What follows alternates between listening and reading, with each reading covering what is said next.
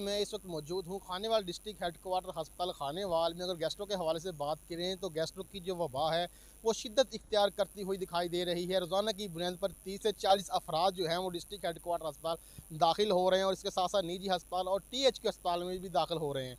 यहाँ पर जब हमारी डॉक्टर हजरात से बात हुई तो उनकी जानिब से बताया जा रहा है गैस्ट्रो मर्ज़ की फैलने की जो मेन वजह वो यही है कि शहर जो है वो एहतियाती तदाबीर पर अमल दरामद करते हुए दिखाई नहीं दे रहे हैं। और यहाँ पर हमने डिस्ट्रिक्ट अस्पताल में जो है वो इंतहाई तशवीशनाक सूरत हाल देखी है कि एक बेड पे जो है वो दो मरीज़ों को लिटाया हुआ है। इसी हालत जब यहाँ पर हमारे स्टाफ से बात हुई तो स्टाफ भी खासा परेशान और मायूस दिखाई दे रहा था। उनकी जानिब से बताया जा रहा है कि ICU वार्ड को जो है वो इंतज़ामिया की जानिब से गैसों का बेड बना दिया गया है, जिसकी वजह से हमें भी जो है वो शदीद मुश्किलात का सामना करना पड़ रहा है। स्टाफ कम होने की वजह से जहाँ पर मरीज़ों के लवाहिकीन को मुश्किलात का सामना है तो वहीं पर स्टाफ और डॉक्टर को भी शदीद मुश्किलात का सामना है। मरीज़ों के लवाहिकीन ने जो है वो डिप्टी कमिश्नर खानेवाल से मुतालबा किया है कि खुदारा गैस्ट्रो का वार्ड जो है वो अलग से बनाया जाए ताकि मरीज़ों की जो है वो देखभाल बेहतर तरीके से हो सके।